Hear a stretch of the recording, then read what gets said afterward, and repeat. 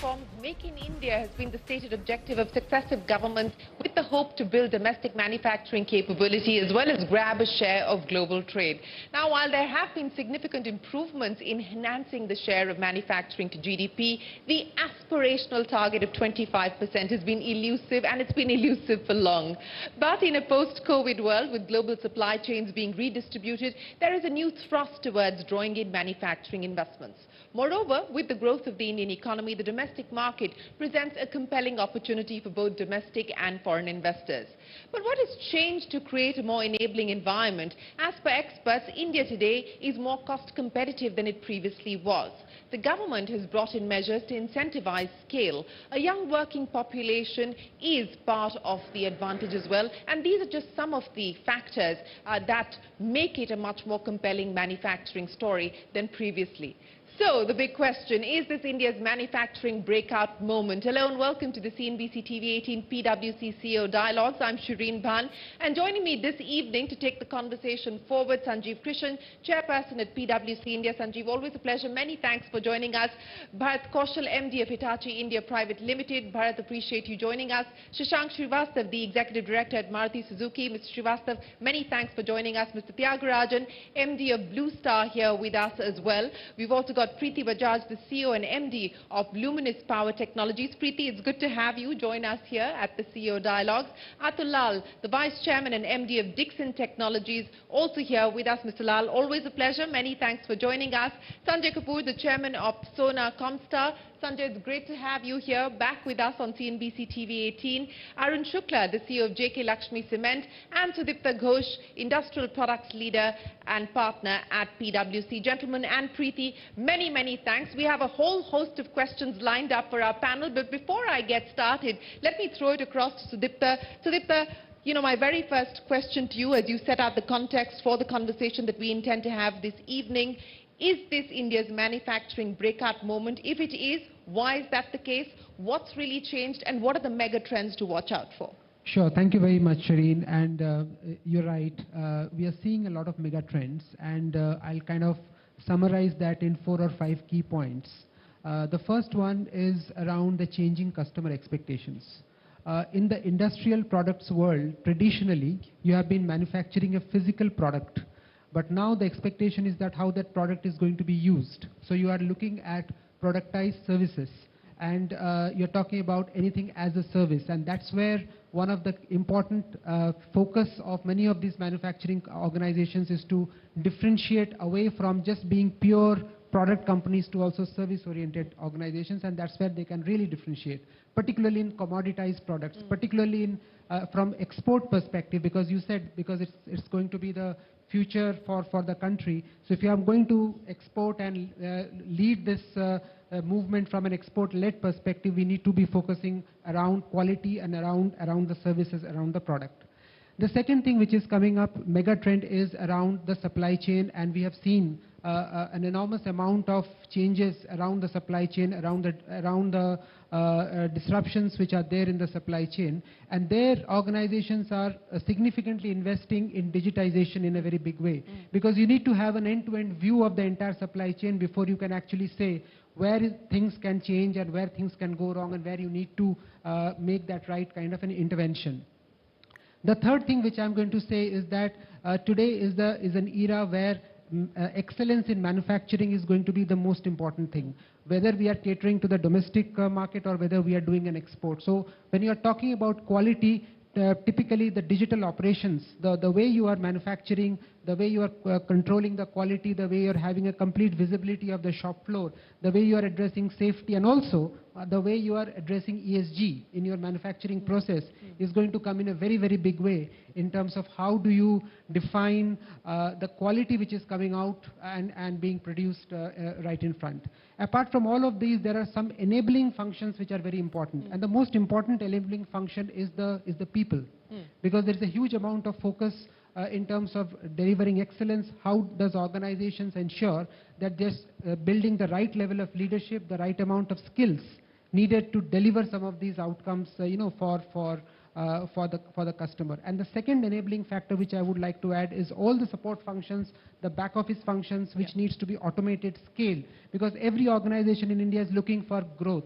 So when you are looking for growth, how are you ensuring that you are building your entire back office for scale? So when you're talking about digital operations or you're talking about automation, then you're looking at a lot of finance processes, HR processes, IT processes, how they are going to scale up going forward. So those are the 4 or 5 things I thought I'll kind of share with you, which summarizes the mega trends along with the opportunities which it presents ourselves, to us ourselves in this manufacturing world. Well, thanks very much, Sudipta, for setting the context and presenting us a list of the mega trends. And even within those mega trends, as you pointed out, there are several sub-themes that are running through, whether it is ESG, it's the various transitions that are taking place, especially as far as the energy transition is concerned, or it's even things like decentralization of factories and digitization of factories and decentralization of the supply chain in itself.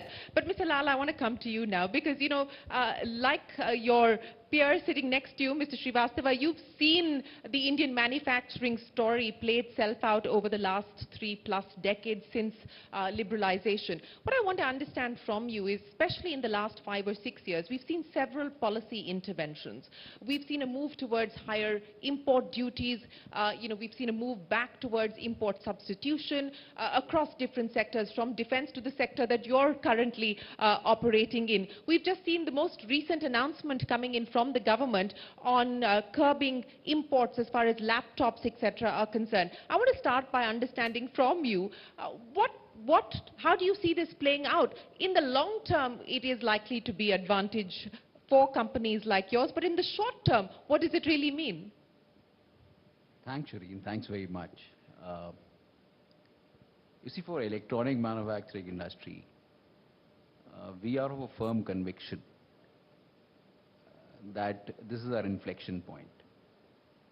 In our industry parlance, we call it our Y2K moment.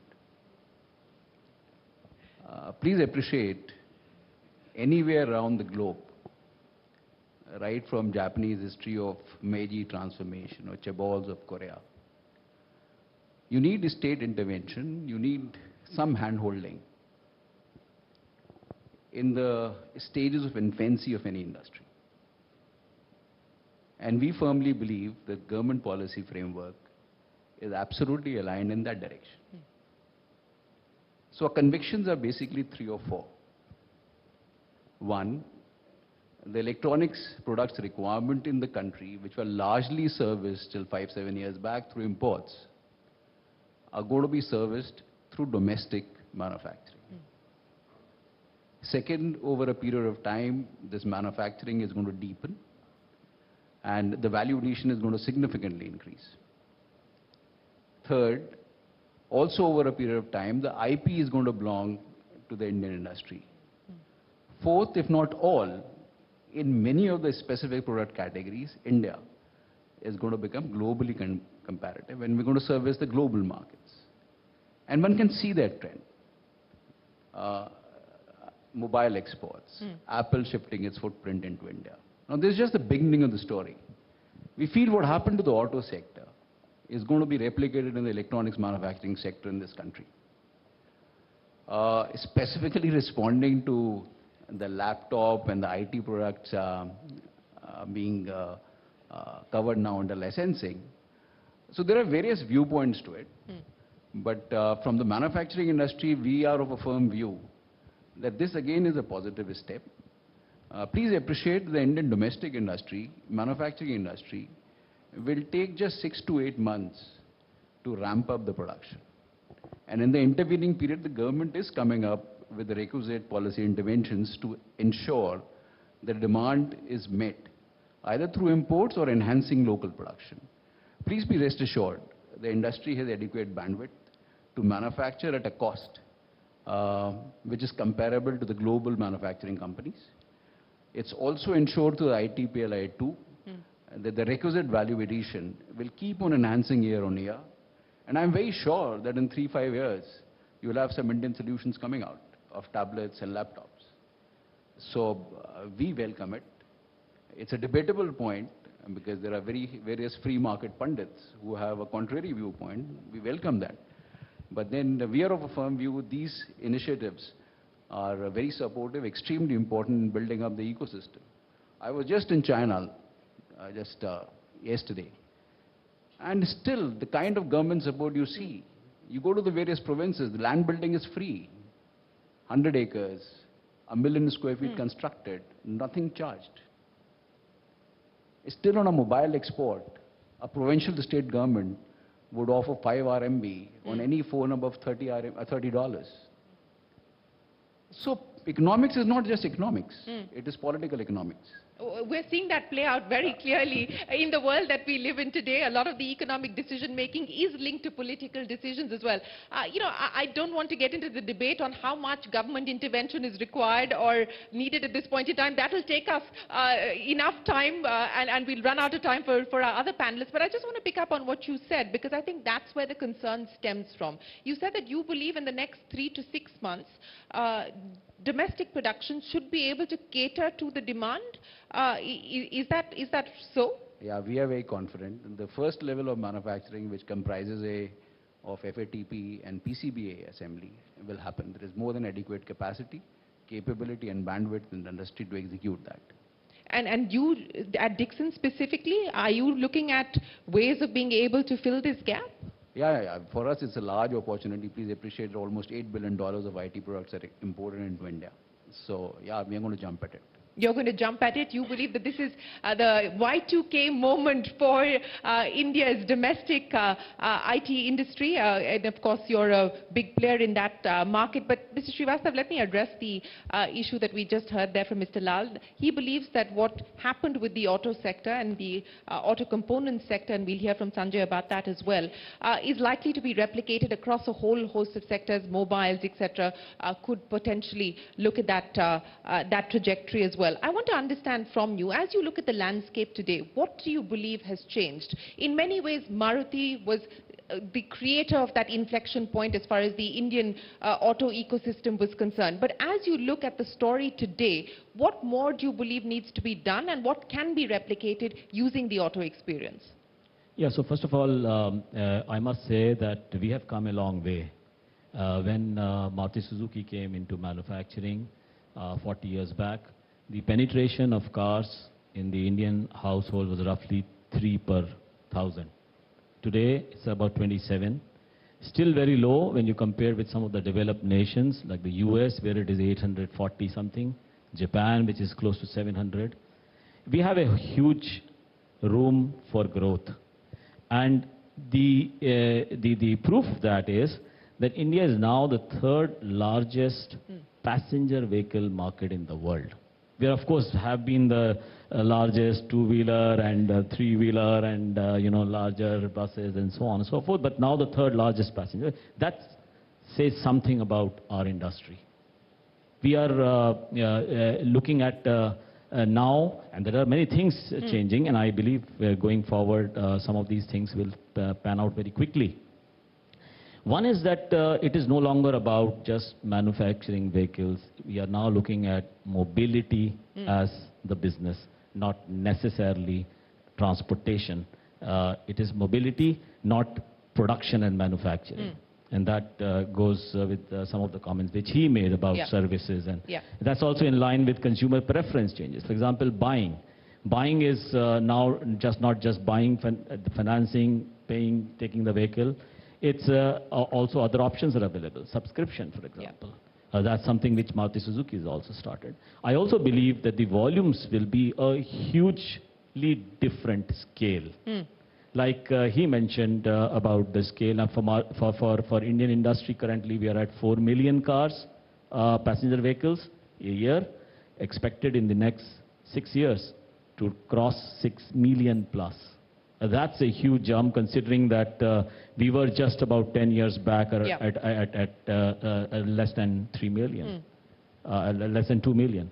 So the next billion seems to be coming much faster. And for Maruti Suzuki, we have come to this stage where we will be making this year about 2 million plus vehicles, but we are looking at 4 million in the next 6 years, 2030, which means what took us 40 years to come to 2 million, we'll have to do and more in the next 6 years.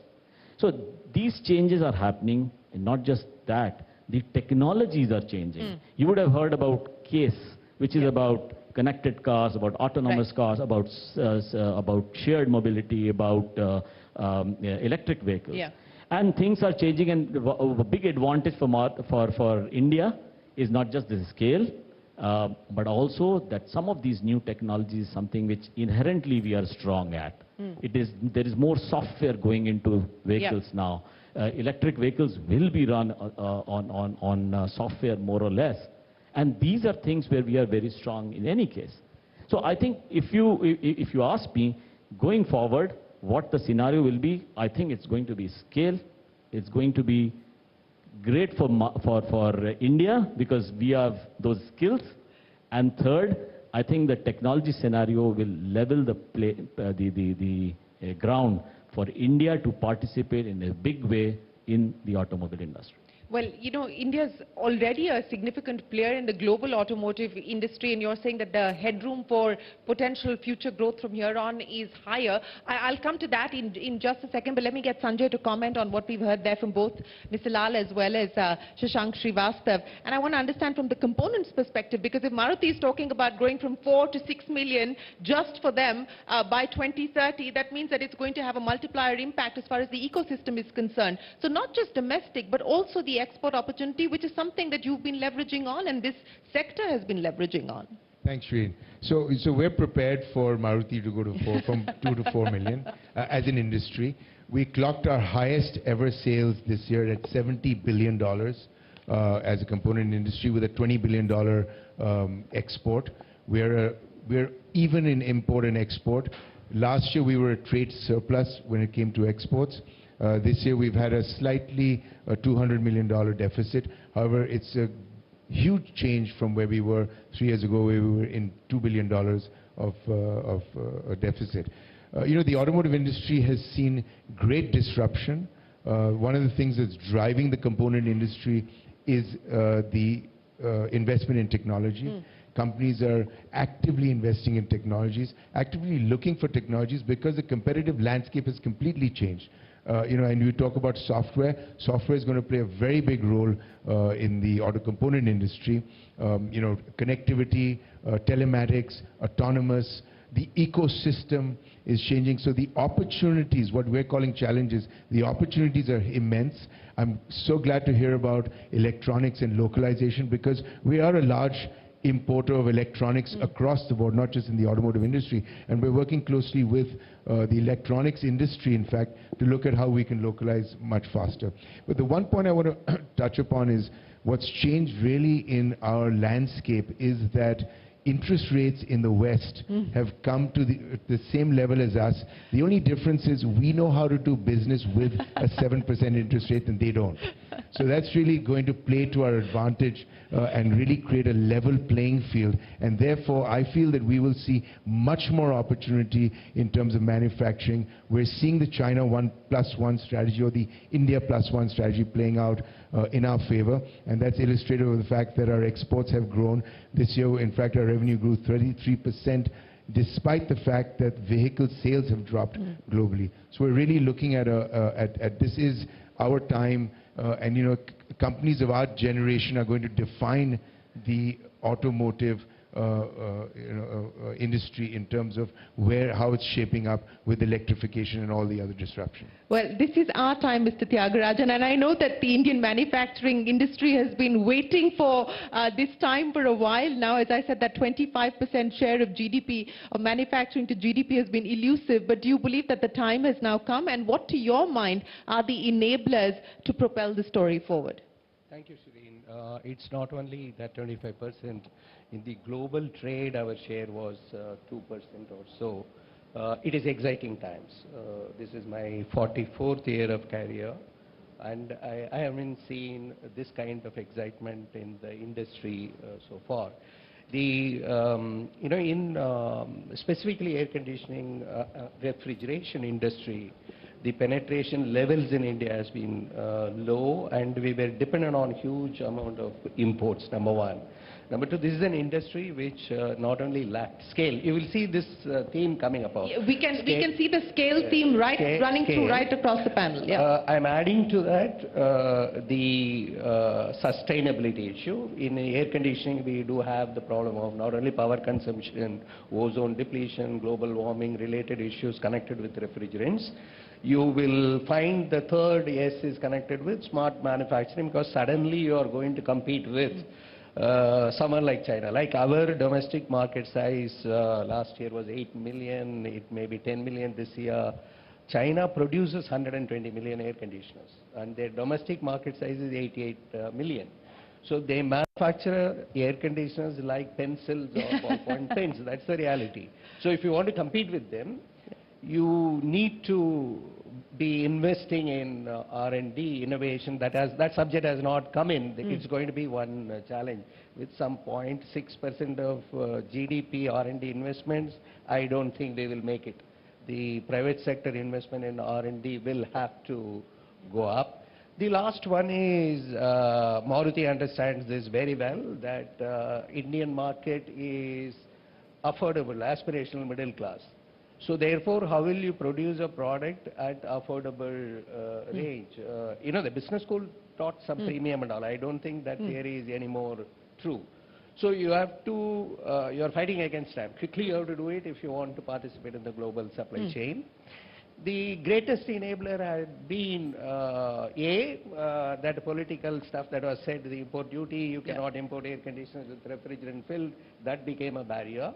Second is the PLI scheme, which has helped air conditioning industry to commit investments. Our manufacturing capacity, that industry's manufacturing capacity is going to double within 18 months.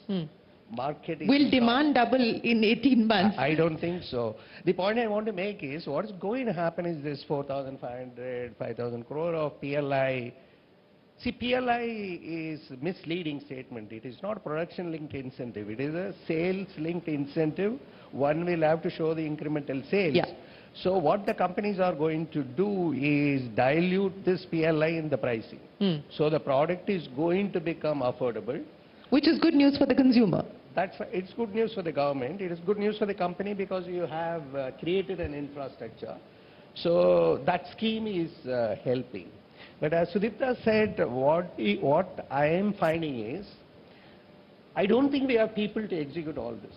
The manufacturing talent is very poor in the country. First of all, I come from sales and marketing background. I know this. We all pampered sales and marketing guys with higher salaries. The manufacturing guys were not paid at all. And so where are you? We are now trying to poach from here and there and manage. So that talent is not there.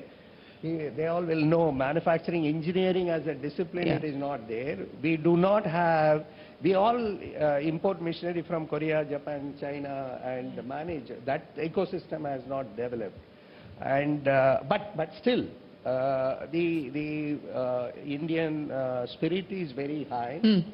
The transformation that is taking place is exciting. So at last we have arrived. And therefore it is exciting times. Exciting times. We have arrived. Preeti, let me come to you now with what we just heard there from Mr. Tyagarajan. And I think it was right of him to also list out some of the challenges. While we've talked about the opportunities, list out some of the challenges that the industry will have to grapple with. And to his mind, you know, ironically, manpower is going to be one of them, which is again something that, you know, in India, where you talk about this large young working population, the question of employment and employability keeps getting, you know, talked about as well. But how do you see the ecosystem at this point in time? What are the specific opportunities that you believe you intend to leverage on? And one key challenge that you're worried about? Wow, that's a series of questions. Thank you, Shereen. I think, you know, just to sort of set the context, Luminous Power Technologies is at the center of the energy transition, which is decentralizing energy, decarbonizing energy as an expectation of the consumer in an incredibly digitized world. So in this sort of dynamo effect, there is at the center the customer, and the customer who wants affordable energy when a power cut happens, or an affordable solution when he wants to cut his or her bills at the end. So that ability of the manufacturing industry to drive excellence with frugal innovation at the heart of it, I think will remain critical for India. In fact, I was having a meeting this morning, and there is a lot of investors and a lot of dynamism coming towards India to say that can we do these amazing solutions. And I think what we'll learn is that yes, you can, but there is a modularity effect, a price laddering. Excellence is paid for once it's proven. Frugal innovation is paid for at scale. And I think we have to remember that when we are thinking about manufacturing. Notwithstanding that, I see the ecosystem very positively. Positive because it is pushing us. I think these import bans, so to speak, by the government are a trigger. They've created an inflection point, so the industry has to respond. It has now created an opportunity, so we have to build in some best-in-class practices. We have to adopt automation to perhaps make sure that we are doing best-in-class manufacturing work and removing hazardous work so that there is employee safety, there is sustainability, and there is productivity. We think of that in terms of, to give you a simple example, we run a PCBA line in our Baddi inverter manufacturing plant. It is an SMT unit. So in the good old days, you used to do threading of PCBs. Sorry if it's slightly technical, but I am one of those imported experts. So I've returned from Australia to India in the midst of this excitement. So when you think about an SMT line and it is fully automated, it is able to do the heat map of a PCB. So instead of looking at whether the components are laid well by operators one after the other, you now have a machine doing a heat map and working out the gaps. So as you implement a lot of that, you have to reskill your employees. So we invest a lot in digital skilling. And that's really about being relentless in grabbing that data culture, driving it. And I can tell you, it's a whole different thing in India to do it in small towns in Gagret, to do it in Baddi, to do it in Haridwar. But the good news is Indian talent is hungry. They are hungry, they want to lead, and they want to learn. I kind of call it the L-cube philosophy. You have to lead the digital DNA change as a leader. You have to lab it, which means you have to allow your leaders to experiment and lab it. And then you have to live it. You have to have the courage to experiment, implement, and then change your processes. From a manual screwdriver, you have to go to an intelligent screwdriver, and then you have to retrain your entire line to say, hey, this screwdriver is not going to allow you to take this PCB to the next step if it detects that it's wrong automatically. So look at the screen. Don't look at the guy next to you. That's how it sort of works. No, you know, you're absolutely right. And I think as we enter more and more into an era of productized services, as Sudipta was pointing out, and in a world of IoT and, you know, smart and digital factories, I think the L-cube articulation of yours is going to be something that will be replicated across. We'll copyright that for Luminous Power Technologies. We will copyright it. So that's pretty on CNBC-TV18. The copywriter is with you. But Kausha, let me come to you now. From a Hitachi perspective, you know, you've of course experienced the India story. What has changed to your mind today? What would you say is the biggest change in the needle as you've seen it tick? You know, first of all, thank you. From a job interview to becoming a CEO, it never changes if you're last in a group discussion. Everyone's spoken. Not yet. Not yet. We've got one more. But yeah, Hitachi is a Fortune 50 economy. Spread its wings all over the world, but in India, we've been 90 years, the oldest overseas presence, with plus of 30 companies across infrastructure, manufacturing, and also digital. So looking at, but it's now that India is becoming the epicenter, like IMF says for India contributing 15% to world GDP in 2023. Hitachi expects that over the ensuing period, we should contribute nearly 20% to Hitachi's GDP at $100 billion. And so when you look at India as a hub, you look at India for India and India for rest of the world. And within that too, there is a clear distinction between large component industries like railway business or power sector business and the smaller component industry, maybe automotive, elevators, and power electronics and so on. So there's a critical distinction between seeing that the new capacity being built in India now vis-a-vis a decade ago, when India was just a cost-to-cost supplying market and overseas you made more margins, India is affording also better quality and newer benchmarks have come across the world, across the board. So from that standpoint, as everyone echoed, product manufacturing is not production of product, but is product and the service. There is a capex and opex component to leverage the scalability and affordability that the Indian volume offers, as much as you have access to global markets at the same time. And India's story has assisted intelligence to augmented intelligence journey, concomitantly running between, and also together with augmented intelligence to automated intelligence journey. So when you look at rail, there is modernization of Indian rail. There is urban mobility where no place in the world has 30-odd metro projects underway. And you also have the bullet train of very high precision engineering. You look at the power sector, we were doing the high voltage direct current transmission lines, but we had products in energy storage, in fast charging, in smart grids. Now the whole energy as a service ecosystem is evolving. And it's not just going to automation of the value chain of the industry, and it's also going to monetizing the asset class of the users on it, because it's a connected society. So when you look at the whole thing, it's blurring between a B2B type business and a B2C business when we talk about B2B2C, to get a better IRR out of in the Indian context. So it's very interesting. When I will talk about rail or power, I will have a different mindset. When I look at the smaller component industry, the PLI and everything gives you the cutting edge, because the world disruptors commonly with technology and progressive disruption, or with the pressure to include more society in it, or the sustainability and the urgency that surrounds it, is all going to come in together for that component. But when you look at transfer of technology related bigger schemes of manufacturing propulsion of a locomotive, or other things, you need transfer of technology, which is being encouraged by Ministry of Heavy Industries and the others in coordination. So it's a very interesting situation to take Hitachi up to a $20 billion business out of India by 2030.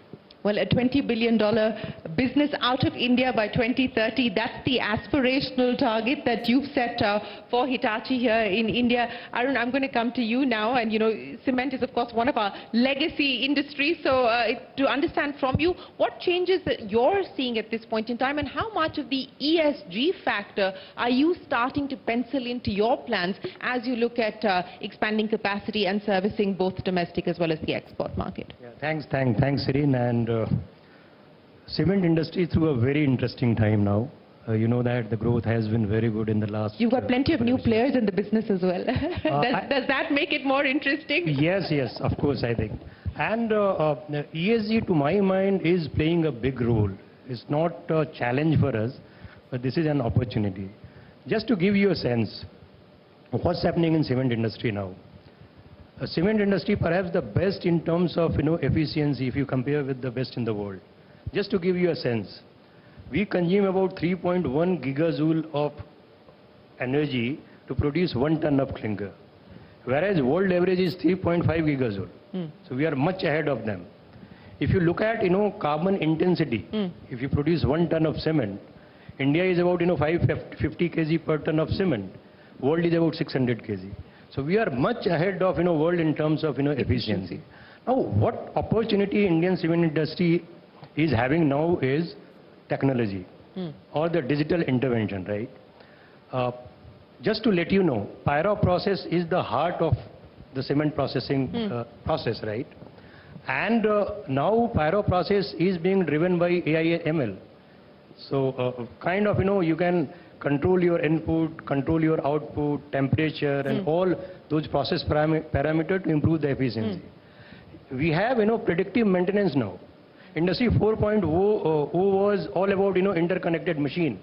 Let me tell you, cement industry is leading the way in terms of maybe going to industry 5.0, which is about connection between machine and human now. So that is what the next frontier is. So I think efficiency is the next frontier for cement industry. We are ahead of the world, but I think within cement industry there is an intense competition of becoming more efficient. One, how somebody is going to be much more less intensive in terms of carbon dioxide emission, right? Okay, people are going after renewable energy. which is not only about kind of mitigating CO2 emission, but also about improving efficiency. People are going for alternate fuel. Just to let you know, this is the one parameter where India is lagging behind the world. We are at about 4.4 to 5% of AFR, which is, alternative of fossil fuel, right? World is about, more than 20%, right? So this is one area where people have started working on not only kind of mitigating carbon footprint, but also driving efficiency. The second thing. Third is, as you know, cement is a very logistics intensive business, right? It's about 25% goal. Now, like, JK Lakshmi Cement, we have integrated all our value chain, across, value chain full integration is. And we are deriving a lot of, efficiency out of this. So I think efficiency is the next frontier in the cement industry. Of course, I think technology is playing a big role, right? Just to give you another sense, why I'm, kind of, mentioning ESG, which is playing a big role in shaping cement industry going forward. Cement industry contribute about 7 to 8% of CO2 emission, right?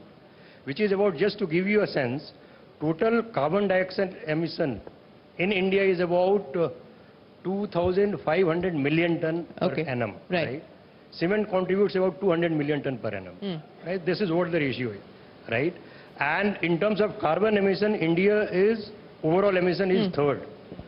USA, China, and then India, right?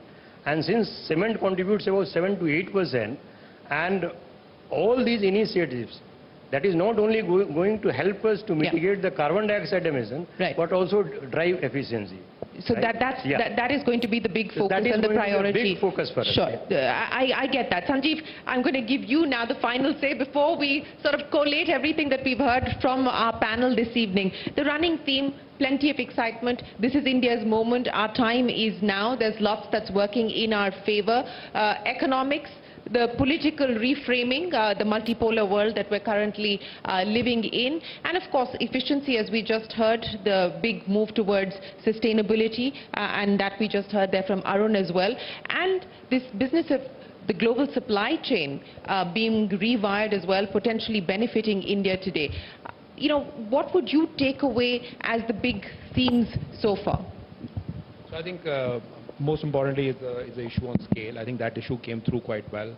I think the other issue was investment in technology. I think the scale issue and the investment in technology issue, and then of course the productivity issue. I would like to address those three issues because those three came along. I think first of all, if I take the investment in technology, I mean it's very interesting to hear all the comments, but I must say that this requires sustained investments. I mean, I have seen many an organization who start on a journey to invest in technology, digital operations, as Sudipta said, and maybe expect returns very, very quickly.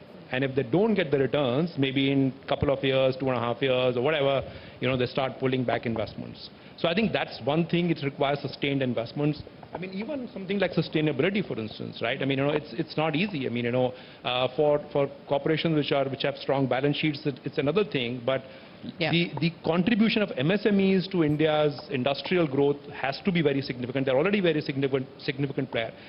Green financing is an issue. I mean, not everybody is able to raise financing on some of these aspects, and that I think is a very, very big issue.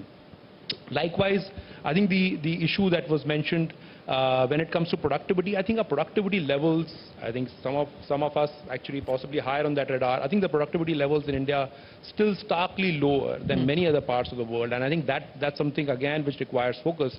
I mean, also look at factor cost. I mean, 2 weeks back I was in Japan and we were doing actually a roadshow with Japanese investors, and we started speaking about factor cost.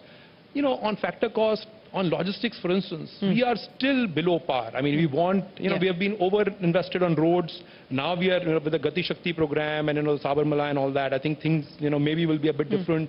But, I mean, if you want to be logistics to be 8% of GDP, I mean, there is some distance to go.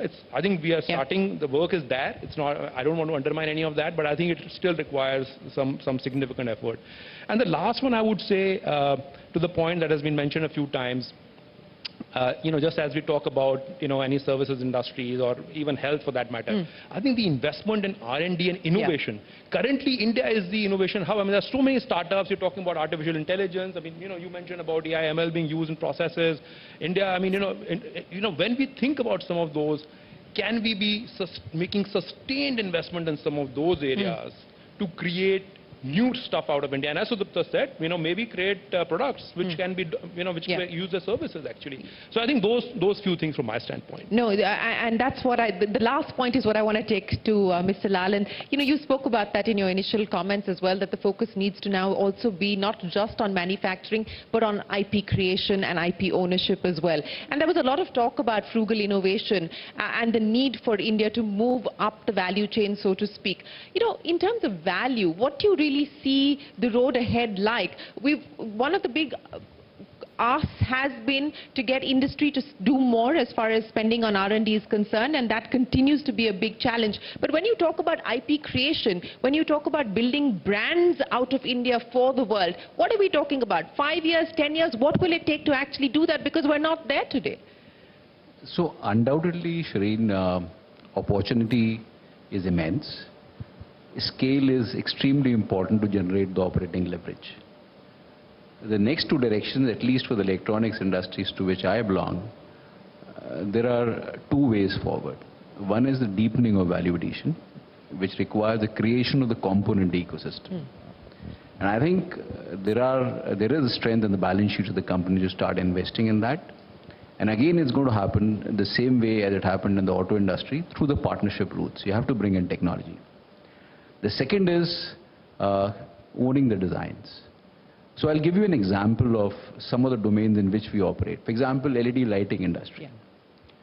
When we migrated from analog to LED lighting, let's say for our anchor customer Philips, they won't touch our designs. Today in some of the SKUs like LED bulbs, we are possibly globally number 4 or number 5. The complete IP belongs to Dixon. And we feel that we can take various competitors across the globe head on. So in some categories it's happening.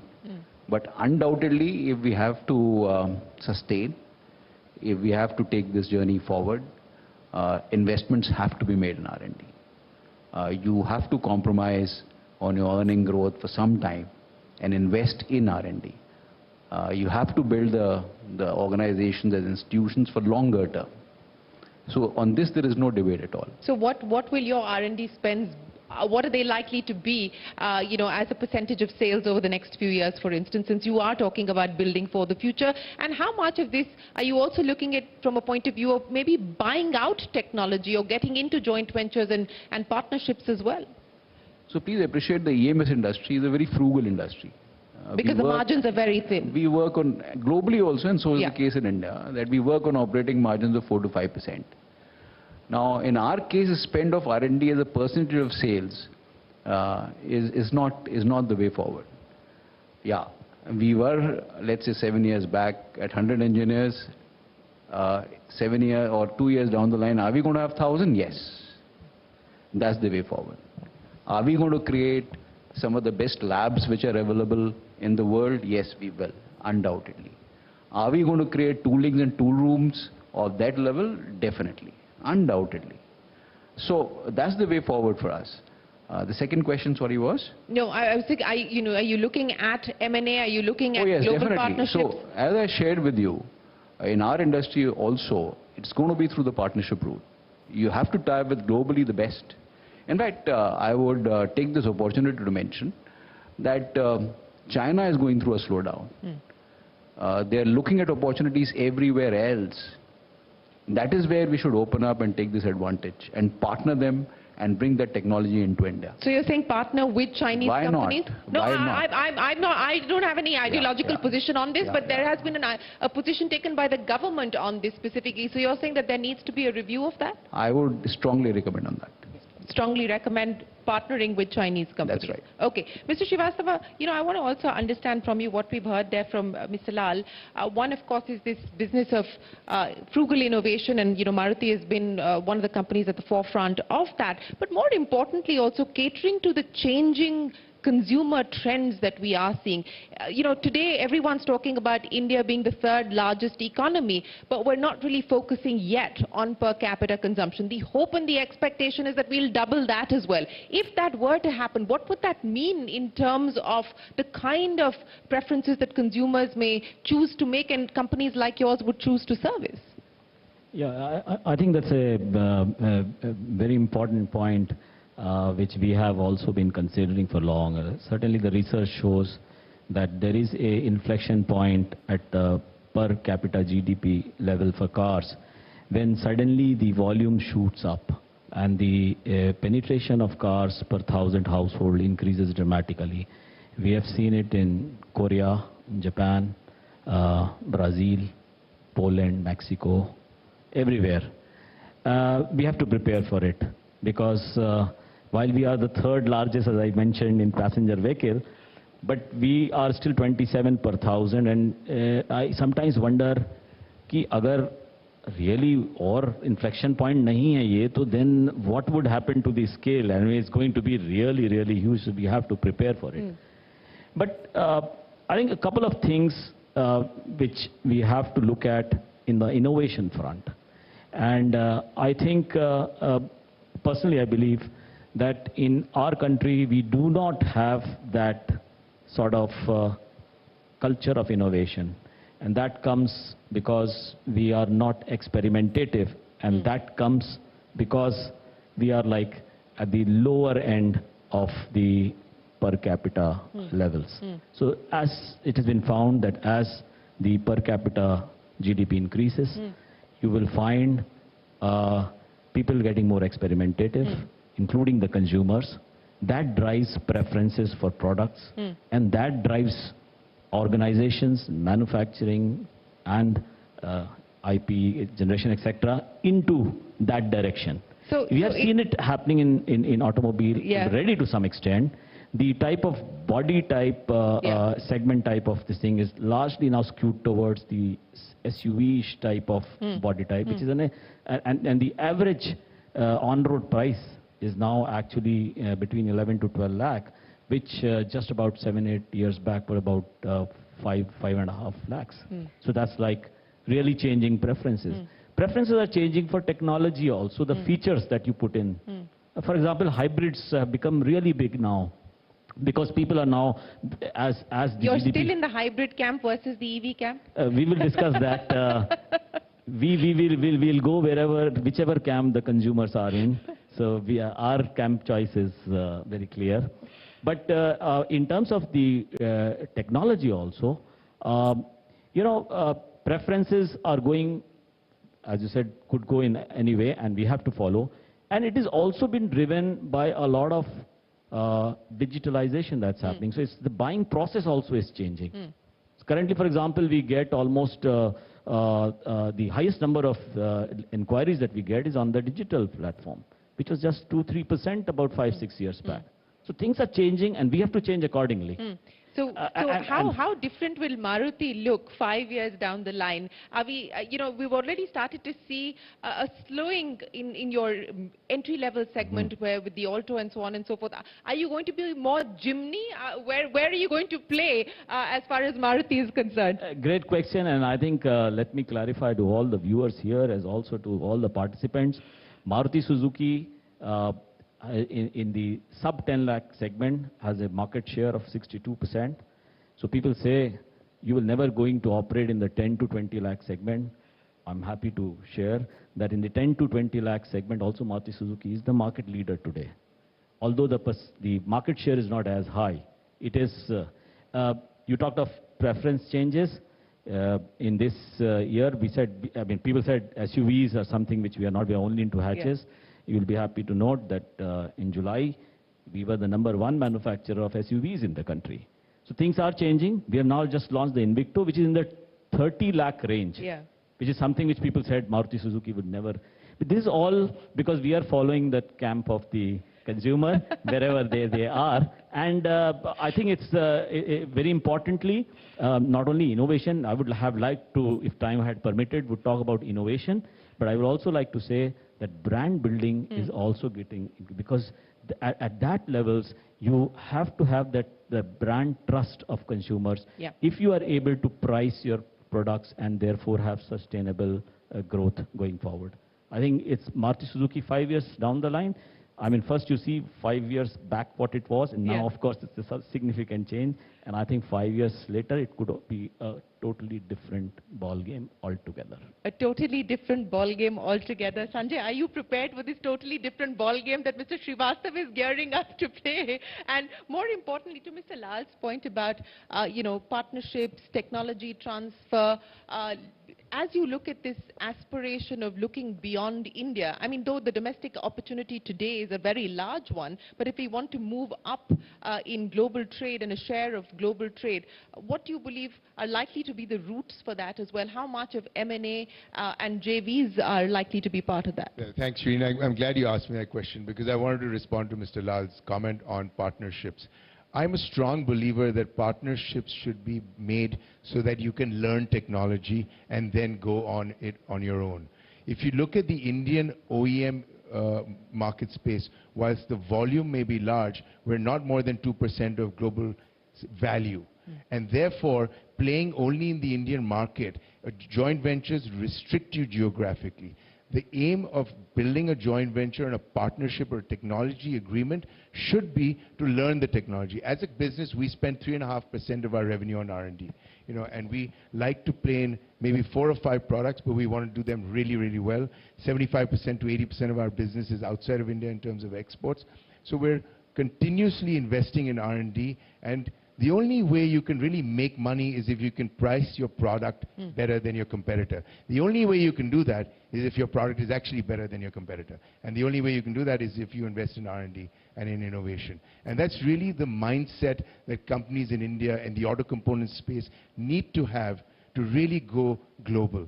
And I think the opportunity to create a manufacturing hub for the world exists today in the auto component industry. And we need to leverage that opportunity, and we can only leverage that by investing in R&D. And I continuously talk about private sector's role being to invest in technology, learn technology. And today, I mean, for example, as a business, we have no joint ventures. We may have a product joint venture, but we don't have joint ventures because we don't want to be restricted just to the Indian market from a geography perspective. No, I get that. And, Mr. Tyagarajan, speaking about this global aspiration, and in many ways, for years we've been talking about this India-China comparison, and specifically even within the manufacturing space. But what do you believe we need to take away from that, and what do you believe we shouldn't take away from that, especially if we talk about the running theme through this panel, which also seems to be that, look, we need to build brands out of India, not just manufacture in India? The very first thing is that Indian brands are valued much higher than Chinese brands. So therefore, as it is mentioned, that we should continue to invest in Indian brands. The second one is this theme will not go away at all, that we have to build a domestic scale in order to compete globally.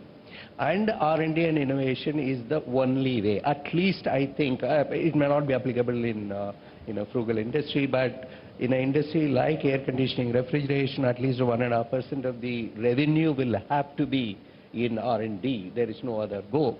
And I may sound arrogant, but I think we have the talent to do that. It's forgotten thing in many parts of the world, specifically Europe and Americas, who are large consumers. They are behind in terms of energy labeling, green products, sustainability. Those technologies will come from India, and we are there. Unfortunately, the advertising expenses as a percentage of revenue will be discussed in boardrooms, not R&D expenses, because manufacturing itself was forgotten for quite some time. Thanks to the investments that were taking place in digital, those investments were measured, that what is your investment in digital technologies, but time has come for us to discuss about R&D investments.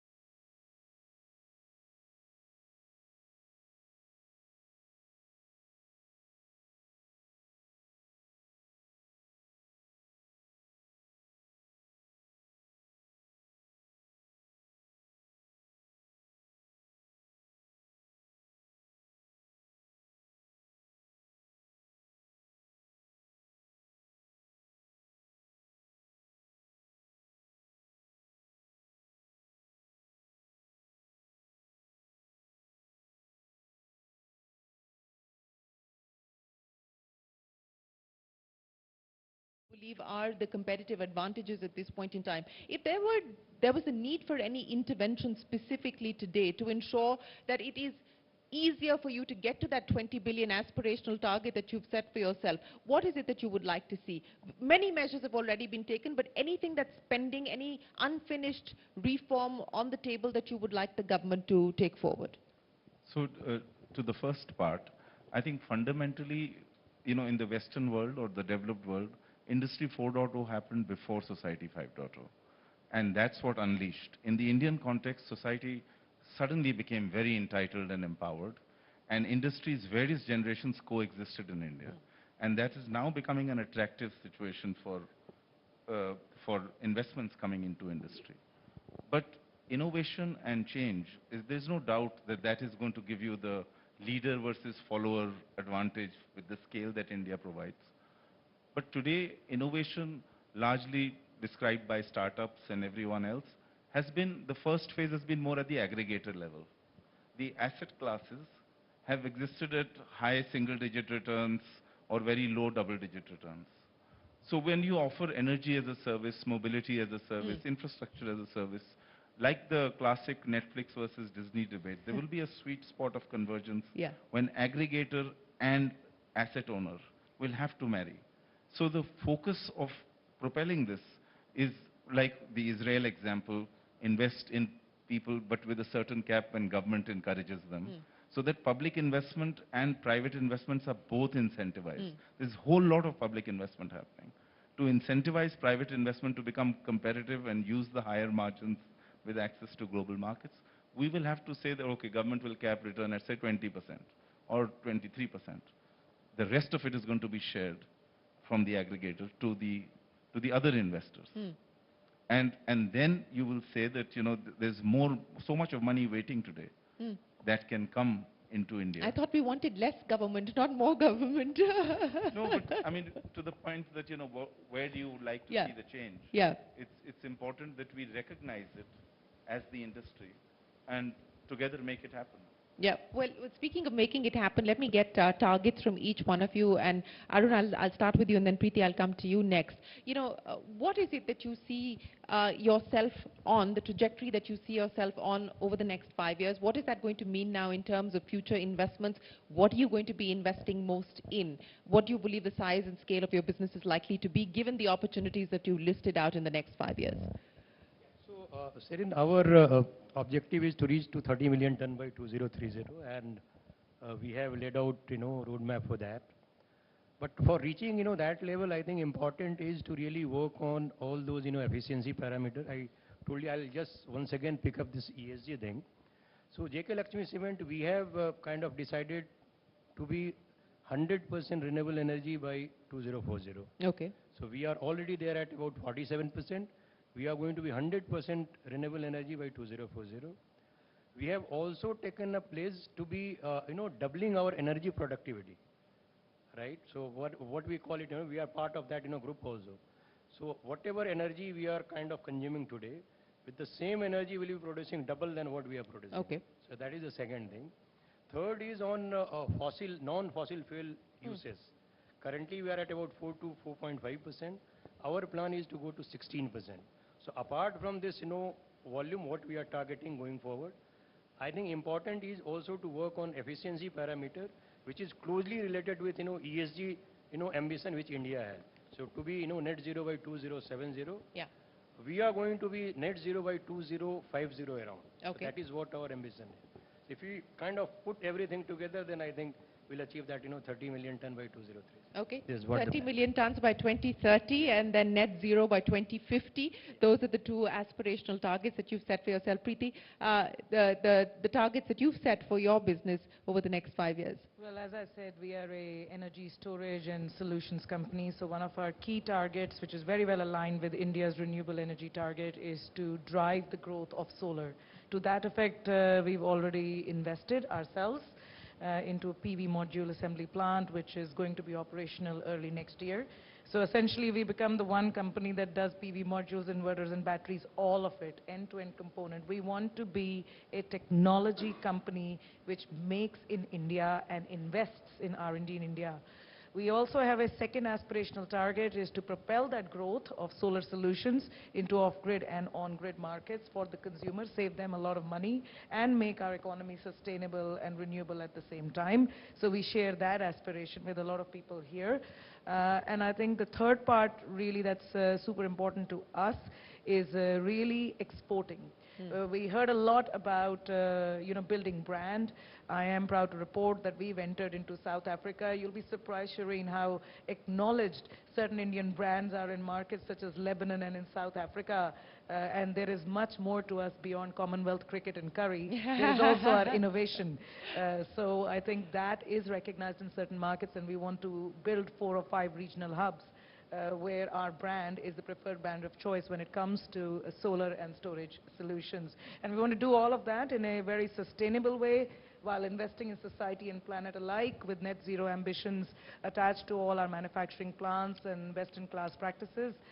We hope to learn and curate. But I'll end in 3 words because, I do agree with the panelists that R&D and technology IP is at the heart of all of this for all of us. So I think the big thing that drives this is have the courage to create and compete. Have the courage to create and compete. Copyright to you on that. No, I'm happy to share this one. Preeti, but Mr. Lal, 5 years, lay out the Dixon growth roadmap for us. I'm not asking you about next quarter, so there's no confidentiality issue or guidance issue there. Well, in our industry, there's a very high element of dynamism. So 5 years for us is a long period. We are fairly confident that we'll double our revenues from $1.5 billion to $3 billion in a couple of years. But more than the financial and the revenue side, we are really working, and that's our aspiration, that we want to become an engineering powerhouse. We want to really focus on Industry 4.0. We have aspiration that at least a couple of our plants are lighthouse. Sanjeev very aptly pointed out that many of us get lost out in what we call as a pilot trap. That we launch a pilot and we're not tenacious enough to sustain it. I hope that we do sustain it. We're committed to it. Because only when you're able to achieve those deliverables for your customers, both domestic and global, we'll be able to pursue the journey on which we have embarked. Second, we definitely feel that in some of the product lines, it's going to be Dixon-owned IP, it's going to be Dixon-owned solutions. So these are the larger aspects apart from the financial numbers. Well, we look forward to that being a reality as well, and hopefully sooner than 5 years. But we'll be closely tracking that story as always, Mr. Lal. Mr. Tyagarajan? 5 years from now, our business is cooling the 3 things life depends upon: air, food, water. Yeah. And I would be very happy if Blue Star's 25% of the revenue comes from exports. We are not worried about the domestic market. In global market, here is an opportunity for us to participate with our own IP. That's what I would. So 25% over the next 5 years of revenue from exports. If you fast forward to FY 29, if Blue Star's 25% of the revenue comes from export markets in sustainable cooling solutions for air, food, water, I'm not focused on air conditioning alone. Preservation and life extension is very important market for us. Sanjay?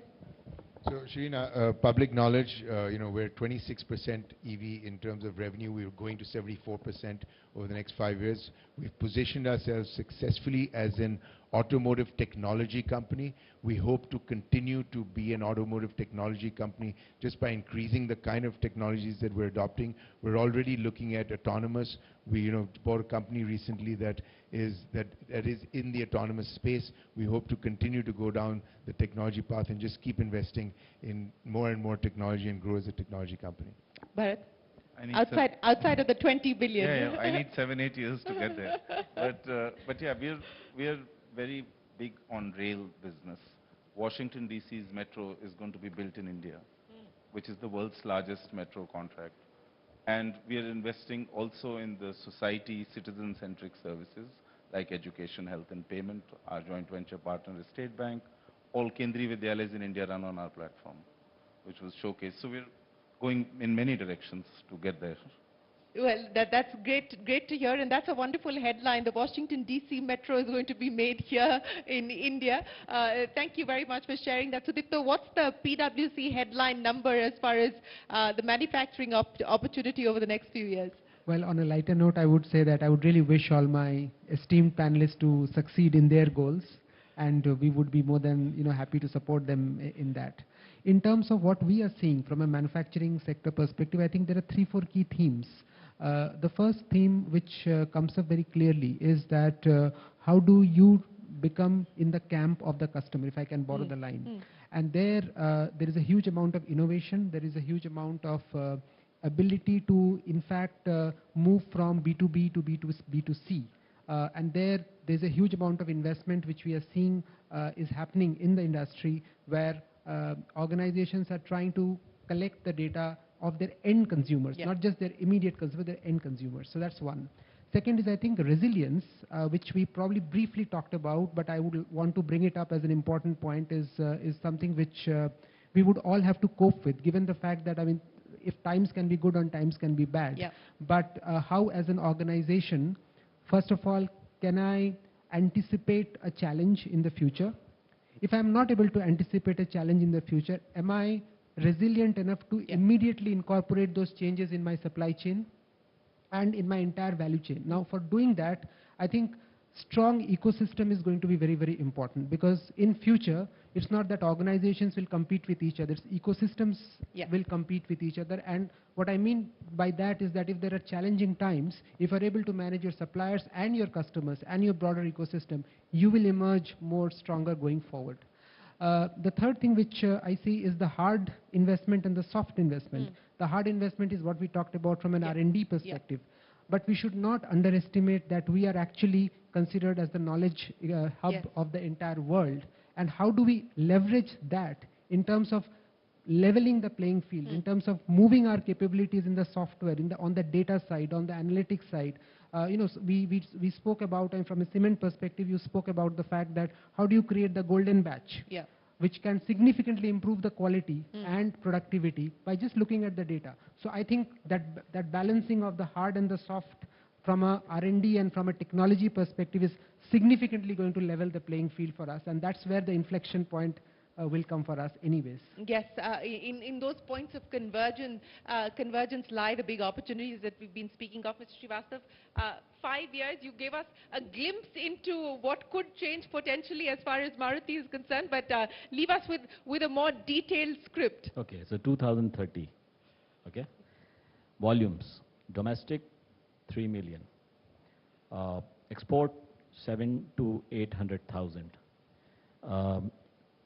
And some OEM supplies, so total 4 million. That's our overall volume target. In terms of powertrain, 15% EV, 25% strong hybrid, and 60% mix of CNG, biogas, flex fuel, ICE. That's third market share, 50%. Okay. We'll take PwC help also. But yeah, in terms of sustainability, the emission part, we are the lowest at the moment, 105, 106 gram per kilometer. We intend to be much ahead of others who are at 125, 150 also. We intend to keep that lead. Third, in terms of our objective, it will be the same, which is to provide the joy of mobility to more and more Indians.